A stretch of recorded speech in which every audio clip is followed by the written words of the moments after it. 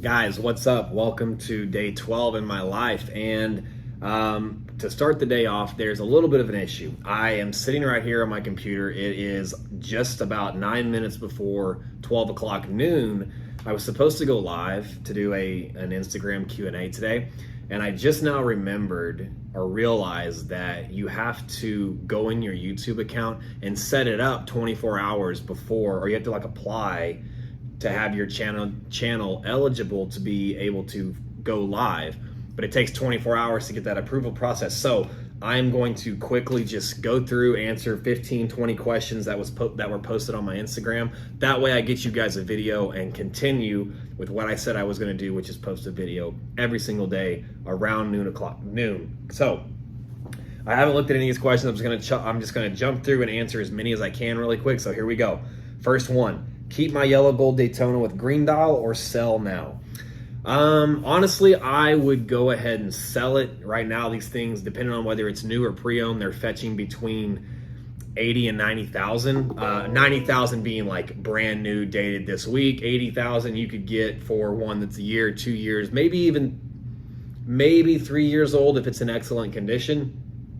The reason I say that is, those watches have spiked up and down over the speculation of discontinuation. Now, if you're not hurting for the money, it might be a good idea to save it and just see what happens in March. If there's something else you're wanting to wear, if there's something else you can utilize the money for, I would just go ahead and cash out. It also depends on how much profit you got. If you got a healthy profit, you bought the thing at retail, I would personally go ahead and sell it. Next one, do you lose money on RM if you got rid of the original strap and went with a different color? No. The Richard Mille straps, they cost anywhere from $1,500 up to $3,000 depending on which one you get, and they can be replaced. So you're not gonna, as long as the strap color looks good, the strap is the strap. The watch value does not go down based on the color of the strap. Not a question, more of a comment. Stop washing your car in those places. It's idiotic. It's my car. I can do what I want. So I guess that's that. Gym schedule like. Take rest days, any supplements. Okay, so gym schedule. I get a lot of questions about that. Honestly, I don't have a set routine that I do. It's based off of a feeling. So like today, last night I went out to eat and I had ice cream when I got home. Today I'm going to go do fasted cardio. I ate a little bit of breakfast this morning, but not a lot. It's been about 3 hours, so now my stomach is empty. After this video, I'm gonna go do some cardio on an empty stomach, and then maybe this evening, if I have time, I'll go do weights. So I base my workout schedule of, if I'm feeling fluffy, I do higher reps, lower weight. If I'm feeling lean and I want to lift heavy and I feel like I want to put size on, I do really heavy weight and really low reps. I always try to get cardio in a separate session, but if I know it's going to be a day where I cannot split up cardio and weights, then what I'll do is I'll do weights with the main intention of the workout being heavy weight or the HIIT training, and then I'll jump rope in between. So my rest on a heavy day in between every set is a 30-second to 1 minute of jump roping. And so I never really take a rest. I'm just jump roping in between that. Which watch in my collection has the most sentimental value? I would say my Batgirl, the reference 126710 BLNR. It's the Batman on the Jubilee bracelet that was given to me by my mentor as partial payment for source. It's kind of a cool story. I have a mentor that only buys watches from the authorized dealers. He's never bought a pre-owned watch in his life. Whenever we met, we got to talk, and he told me he wanted to buy a watch from me, but he wanted something you could not get, or that he could not get if he was going to pay secondary market pricing. Well, I found him a yellow gold green dial Daytona with a factory baguette bezel. Beautiful watch. First one he's ever bought pre-owned. Part of the payment for finding, he overpaid me a commission for finding him this specific watch, and part of that payment was giving me a piece out of his collection. Well, the watch that I wanted the most that I hadn't had was a Batgirl on Jubilee, and so I have that. I'll never sell it. That's a good story behind that watch. Let's see. Can I speak any other languages? No. I took Spanish in high school, and I can read it decently. I can't speak it. I can't understand it unless it's spoken really, really, really, really slow. I can pull bits and pieces and put it together. But I do plan on learning Spanish next year. What vitamins or supplements do you take? Supplements, I don't take anything, honestly, more than a multivitamin. I take whey protein once or twice a day after I work out, or if I'm in the morning and I just want to keep it lean, I'll do a protein shake for breakfast. But as far as supplements, outside of vitamins, I don't get crazy. I never really have gotten crazy with a ton of stuff. I eat healthy, I work out, I take care of myself. You don't want to get in the habit of taking a pill for everything you do, because then, well, you know. Let's see, best starter Rolexes. Depends on budget. If your budget is $5,000 to $10,000, the only thing you can really afford for men is a Datejust. You could get into some older 16570 Explorers, some Explorer 1, Explorer 2s. If budget's not a big issue, I would definitely start with a sport model, a GMT or a sub, just to get the ball rolling. How much money to start watch dealing? I started this business with $1,300. I know several people that have started the business with zero money involved, and the way you do that is, one, you get a mentor that knows the business, that needs some extra help, that you can work alongside them, help them sell their inventory while they teach you the business. Another idea is you broker inventory. If you've got a nice social media presence, you can literally go shop to shop to shop, taking pictures of people's inventory, posting up your price with a little bit of, get their price from them, mark it up a couple $100, post it on your social media. If you sell it, they can handle the transaction, they pay you a fee, boom. You do that over and over and over and over until you've saved up some money, and then you get started. But my best advice is get a mentor, get someone that knows the business well and needs additional help. Next question. How was my high school experience, and did you attend college? High school for me was different. So I went to private school up through 8th grade, and I was very restricted in school. My perception of public school life was what I saw on TV, and I thought everyone in public school just like skipped class and they cut up and they talked back to the teachers and they argued. So my freshman year, first year in public school, I was a complete asshole, like shit show. I got expelled for 30 days or sent to an alternative school for, what did I do? I think I threatened a baseball coach or something. Came back, I kind of learned my lesson. Sophomore year, I had it all together. I was playing sports. I made some varsity teams. I got along with everybody. Junior year, I came back and it went to my head, and I was like kind of on an ego trip and thought I started working out freshman year, so I put on some size. By junior year, I just thought I was, God's gift to earth in high school, and I started fucking up again and cutting up and skipping class and stuff like that, and I got in trouble, so I ended up not going back to that high school the next year. I went to a new high school my senior year. Not my thing at all. Didn't get along with anybody. Hated the school, hated the class, hated the students. I couldn't wait to get out. So high school with me, it was an experience. I didn't go to college. I never had the desire to go. I always knew, I didn't know what it was, but I knew senior year when everyone was filling out their college applications, I kept thinking to myself, I was like, all these guys, all my friends they're going to go to college and spend 4 years in school.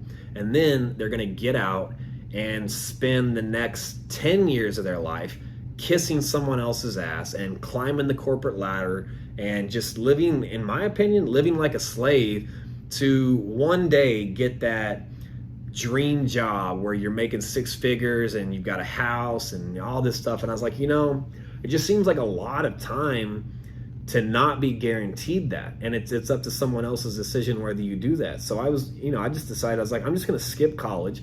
I'm going to go straight into the workforce. I'm just going to hustle. And I ended up, and I was like, I think I can make $100,000 before all my friends will. And when I was 20 years old, I had my first $100,000 year. I was bartending 5 days a week. I was working in the gym, I was bartending 4 nights a week. I was a fitness trainer or personal trainer at a gym 5 or 6 days a week. And then I was also hustling or buying and selling photography and digital equipment on Craigslist. So I would buy cameras, video cameras, any type of videography or photography technology or systems I was buying and reselling. I even got into doing it with motorcycles and jet skis and stuff. So I had a hustle going. And yeah, when I was 20 years old, I made 100 grand. And I've made 100 grand pretty much every year since then, consecutively. Let's see. How do I stay sharp, focused, and professional when taking so many phone calls per day? I don't. You just don't see all of it. I lose my temper. I get pissed off. I get stressed out. I have 1, 2, just bought a third phone. You're looking at one of my phones right here. I got multiple phones. I'm starting to learn to delegate stuff out, but I also miss hundreds of text messages. I miss hundreds of calls. So I don't hit everything. I miss a lot of them. I'm working on getting on that. Now, how do I stay professional? Well, one, I've lost my temper plenty of times on people. And every time I do, I regret it. I always feel bad afterwards. So I've taught myself to, no matter what someone says to me, no matter how pissed off or how stressed out or whatever someone on the other line says to me, stop, think, don't react, keep my calm, and just remember, like people call you and they're mad because of an issue that's happening. I have no control of that issue sometimes, but fighting them back or arguing back with it's not going to help it. It's just going to make them piss you off more, or you're just going to piss them off more, which means they're going to get mad at you. People just want a solution to a problem. So if someone calls you and is stressed out or anxious or upset, the best thing you can do is hear them out, let them vent, let them speak, get everything out, and then say, okay, I've heard you. I understand what you're saying. Now let me see if I can help you figure this out. If they just want to call and bitch you out and cuss you out and say that and then hang up, it is what it is. There's just some people that's like that. But after they've vented, say, let me see if I can help you solve this problem. 9 times out of 10, that's all they want. They want you to solve the problem and they want to win. Let it. Sometimes you got to suck it up and you got to do that. That's it. Let's see. Can I adopt you? No. Let's see. What's the next level for TPG and what separates you from the competition? Well, I can't tell you what the next level is because everybody copies everything we do. So I will show you what the next level is and you'll see it because we'll be the only one doing it. What separates us from the competition is also along the lines that same thing. We do things that other people aren't willing to do. We take risks other people aren't willing to take. We put our name out there in a way that most people wouldn't dare try, at the risk of losing business, at the risk of getting a bad reputation. And by bad reputation, I mean like the blackout we did. That's it. I'm not afraid to take risk. I'm not afraid to put my business out there. I'm as transparent as they come on our videos when it comes to this, and that's why we've blown up the way we have, is people just want transparency and they want to see you do something different. If you're afraid to do something different, you're going to blend in with the crowd and you're going to get lost with everyone else out there that's doing the same exact thing. Every time I want to do something new, I put a poll on Instagram or I ask everyone in the office, hey, would you guys do this? And if I get more no's than yes, and the no's are just like, well, it hasn't been done before, or no, that'll never work, that's exactly what I do. If it's no, like we can't do that because legally this or financially that, then I'll look at it. But if it's just a no because I can tell people are scared to try it because someone's never done it, I do it. And that's how we stand out, and that's what separates us from everybody else out there. With all the watches that you have or own, which is your forever watch? I'm gonna say my Patek Philippe 5990 blue dial, which I actually have sitting right here. I mean, this watch is, you can't, let me see. There we go. It's a classy watch. Everyone that I've talked to who's a serious watch collector, there's always a common theme for a piece you've got to have in your collection, and that is a gold Patek. So that one, again, very special story behind that one. I can't tell it because of who it is, but I love that watching. It's just, there's nothing like it. Do I follow sports? So as a kid, I played sports. I played basketball, football, baseball, ran cross country, ran track. But my parents were never into football or basketball, so I never grew up watching it. I think that's why I'm not interested in sitting around and watching a football game or sitting around watching a basketball game. Now, I love to go to games, but I will never, ever, if there's a game and my friends are going to it, I love to go to it.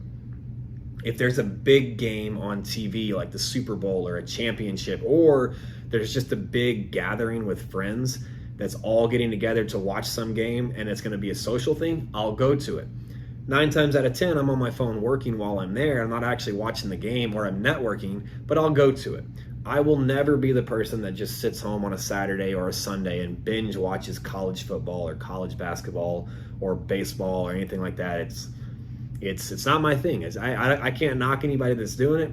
It's just not my thing. Now, on the flip side, X Games, hell yeah. I will sit and I will watch BMX, motocross, snowboarding, wakeboarding, skateboarding. I will watch that stuff all day.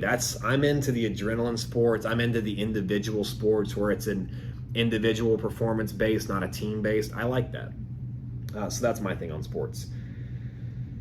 What age did I get into watches and how did I? Quick story is I bought my first Fossil watch when I was a sophomore in high school, and it blinked colors. I thought I was badass. Junior year, I bought my second one, so now I officially had my first watch collection.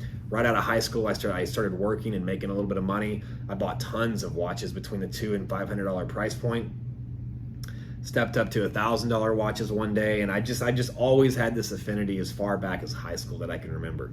And then you guys that have seen my story, whenever I got out of prison and I was trying to start something, I wanted to do something new for work. I didn't know what I wanted to do long term, but I knew for the time being I wanted to have some fun, and I liked watches, and I sold a watch and made some money, so I kept trying to do that.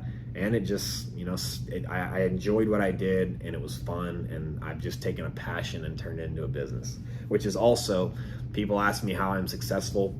I'm only successful, it's not because of the watches, it's not because of any of that. I'm successful because I do what I love. That is it. I don't care how driven you are, I don't care how much discipline you are, it's all bullshit.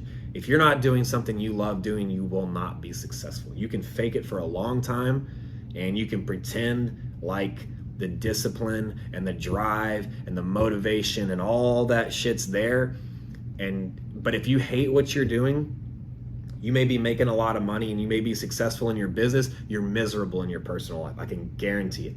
I know many, many people out there that are very, very successful business-wise, and they're making a lot of money, but they hate what they do. But they have to do it to keep up that image of success, and they have to pretend that their day is super, super motivated. And some of it are. Some people are so disciplined that even when they're miserable mentally or inside, they go through what they have to do because of that discipline, because they have to keep that image of discipline. But on the backside of that, they're fucking miserable. That ain't me. If I want to eat ice cream, I eat ice cream. If I want to eat pizza, I eat pizza. I go work out because I like feeling healthy and I like being in shape. But I'm never going to rid myself of doing something I feel like doing or want to do simply because I took some 30-day challenge, or because the motivational speaker on TV says that you got to have discipline and you got to say no to everything. Not how I do it. Sorry. I know I get off on these tangents sometimes, but it makes me think of stuff. Was the tattoo as painful as you thought it would be, or more? It was actually less painful than I thought, because when I got my first tattoo, which was a cross, I remembered, like, I hate needles. And I just remembered feeling like it hurt really, really bad.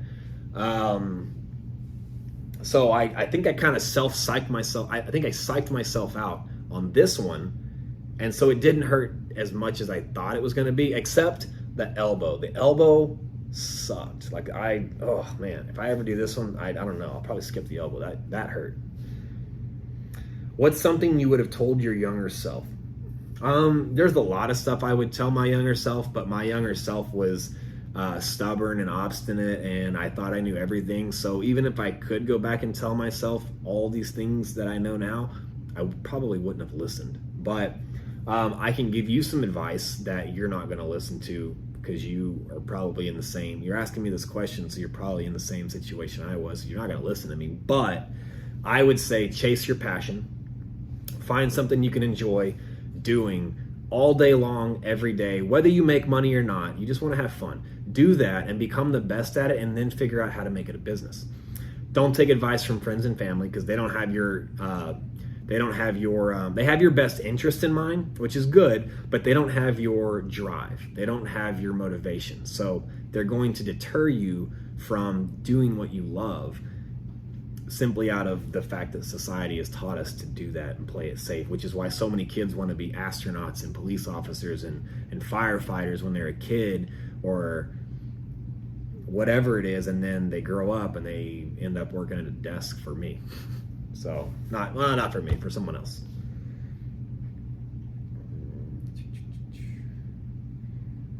Trying to get into Anthony, how do you take care not to scratch your watches? I scratch every single watch I get. I bang them, I ding them. I guess the best answer I could say to that is don't buy it if you're afraid of scratching it, because it's impossible. The only way someone does not scratch their watch is they don't wear it. That's it. Let's see.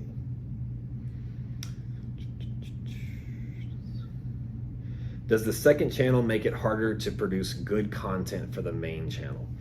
No. The second channel is actually all the extra content that I can't put on the main channel, because it takes away from the idea of what the main channel is. The main channel was supposed to show a day in the life of my business.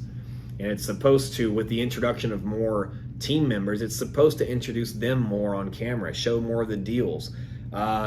Me starting my own camera, me starting my own channel was a few things. It's one, it helped me hold myself accountable, because if I come on video and tell you guys, hey, I'm gonna do this, this, and this, and I'm gonna document it, now it's out there on the internet for the world to hold me accountable for.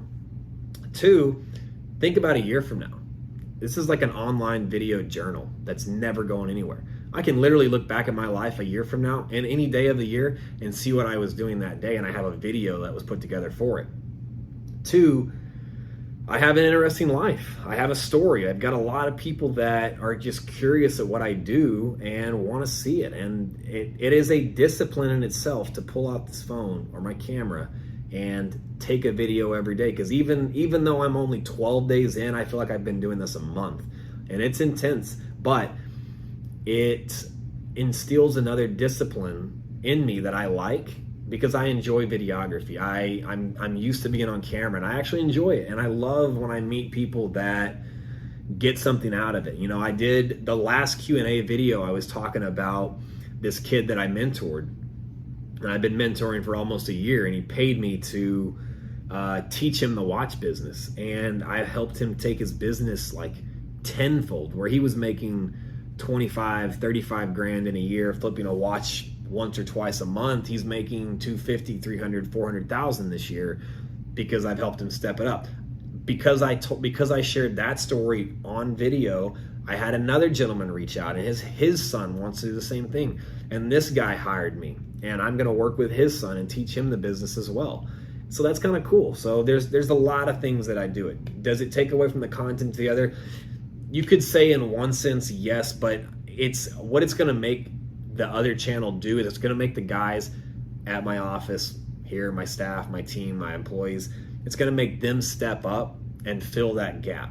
That's what I want. I want them to be on camera more. I want their personalities to come out more. I feel like it's just always me, and I don't want that. So I stepped off to do my side thing so they can have a platform to really embrace and get their stuff out there the way I did.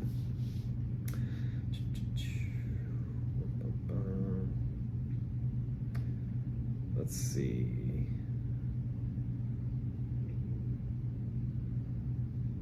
What's your message to a 21-year-old that wants to make it big in business? I've already shared it. Figure out what you want to do. Figure out something you could do for fun every single day, and then figure out how can you create a business out of that. If there is already a ton of businesses out there, look for inefficiencies. You want to start You want to start a car wash? Go take your car to 20 car washes in your area and write down what you liked about it and what you didn't like about it. At the end of the day, think back to your experience there and what would make that experience easier, faster, more simple, cheaper. Solve that problem and then go create a car wash. But do that with whatever industry it is you think of. Just figure out where you can solve a problem.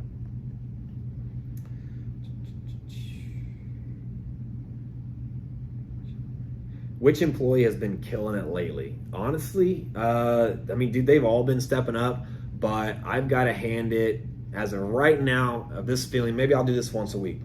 As of right now, I got to give it to my man, Vic. Vic not only has been getting a crazy amount of sales lately, but this week he closed a $400,000 deal, which was six times the amount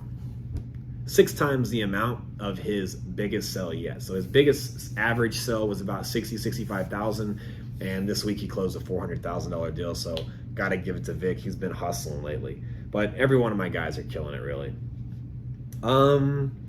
That is all. I'm scrolling through here, and it's a lot of watch questions. So I'm going to end it right there. I think we got some good stuff in there. Guys, I'm going to do this every single week. I want to do one Q&A. I'm going to pick different questions every week, and I'm going to post a picture on my Instagram story. If you're not following me on Instagram, I'll put my name and my handle in the description below.